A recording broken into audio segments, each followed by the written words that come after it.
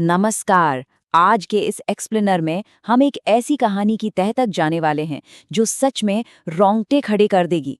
हम बात कर रहे हैं मध्य प्रदेश के नरसिंहपुर रोड के पास बसी एक ऐसी कॉलोनी की जहां की घटनाएं किसी डरावने सपने से कम नहीं थी। तो चलिए बिना वक्त गवाए इस खौफनाक रहस्य के एक एक पन्ने को पलटते हैं। अब जरा सोचिए, क्या हो अगर किसी इंसान की परछाई ही कोई चुरा ले। जी हाँ, परछाई। सुनने में अजीब लगता है ना, लेकिन ये कोई आम चोरी नहीं थी। ये एक ऐसी अलौकिक घटना थी जिसने पूरे इलाके की नींद उड़ा दी थी। और सच कहूं तो इसी नामुमकिन से लगने वाले अपराध ने एक क्राइम जर्नलिस्ट को इस केस की तरफ खींच लिया था। खंड 1, खौफनाक रहस्य, मिडनाइट इनकाउंटर्स। जब नरसिंहपुर कॉलोनी से लोग अचानक रातों रात गायब होने लगे तो पुलिस पूरी तरह से खाली हाथ थी, कोई सुराग नहीं था।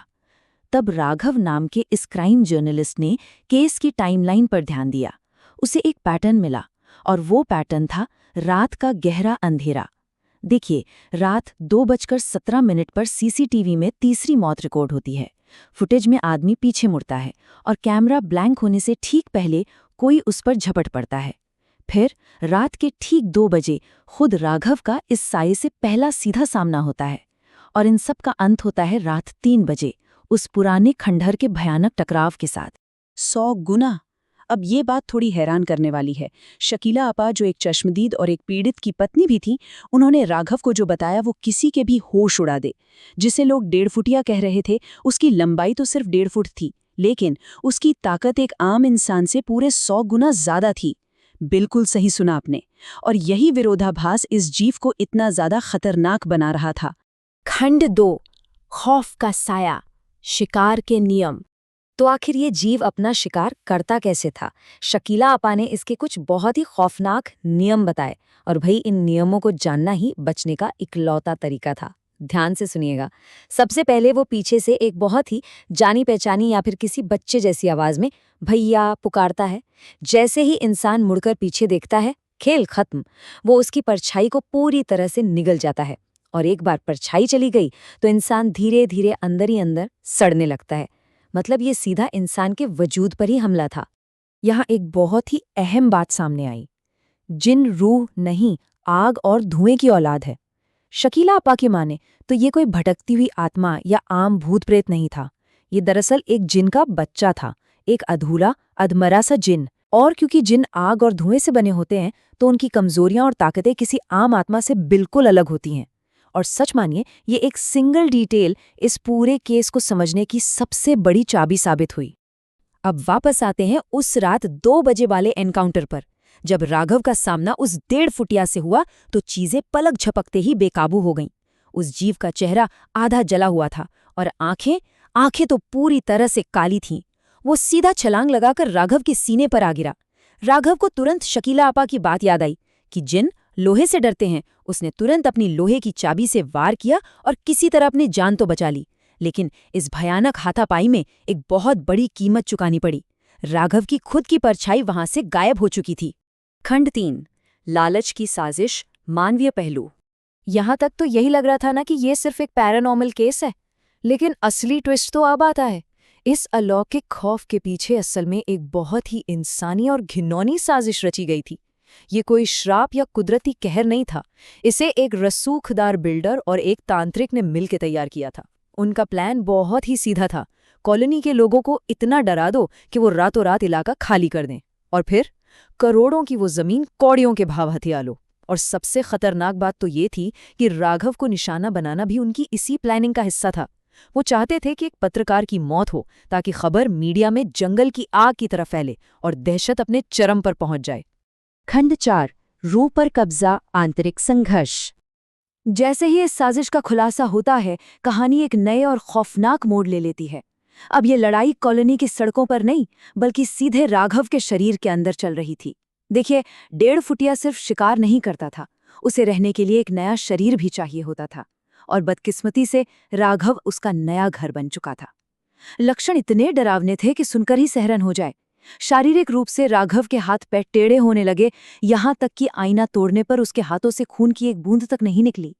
उसे अपने ही शरीर से किसी पुरानी कब्र जैसी सड़न की बदबू आने लगी और उसकी आवाज एकदम भारी और डरावनी हो गई। लेकिन सबसे भयानक बदलाव था उसकी परछाई का। अब राघव की परछाई जमीन पर लेटने के बजाय दीवार पर एक 3 साल के बच्चे की तरह बिल्कुल सीधी खड़ी रहती थी। जीव धीरे धीरे पूरी तरह से हावी हो रहा था।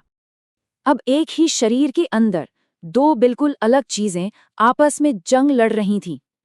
एक तरफ थी पत्रकार राघव की आखिरी बची हुई इंसानी चेतना जो हार मानने को तैयार नहीं थी, और दूसरी तरफ वो खौफनाक 1.5 फुटिया।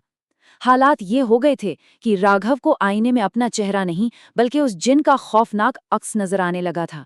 ये एक ऐसी जंग थी जिसमें राघव के पास समय रेत की तरह फिसलता जा रहा था।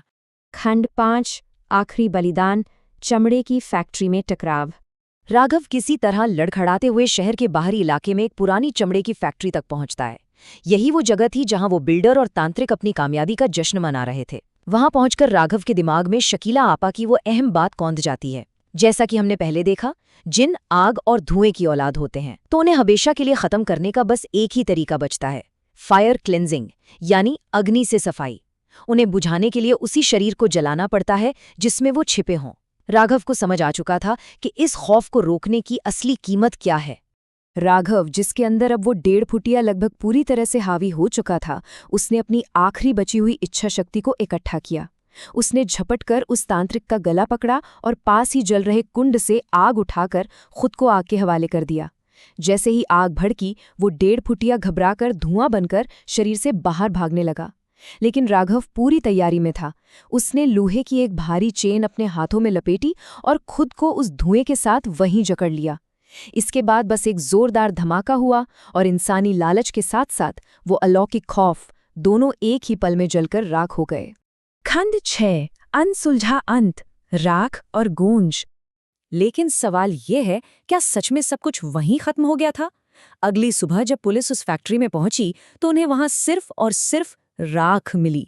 ना राघव का शरीर मिला, ना ही उस बिल्डर या तांत्रिक का कोई नामो निशान था।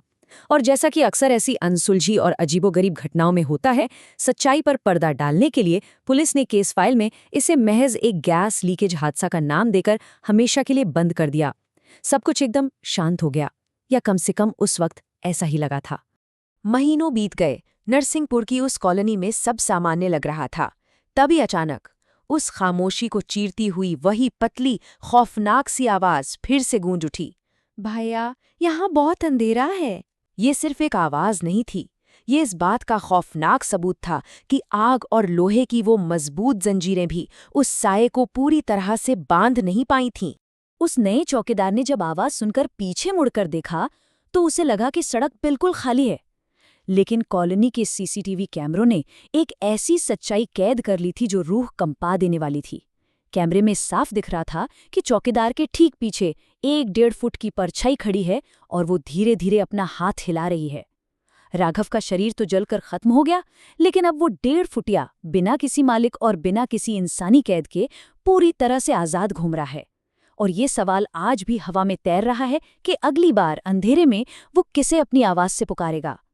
इसीलिए शायद हम सभी ने सुना है कि अगर अंधेरे में पीछे से कोई आपको आवाज दे तो मुड़कर देखना सच में जानलेवा साबित हो सकता है।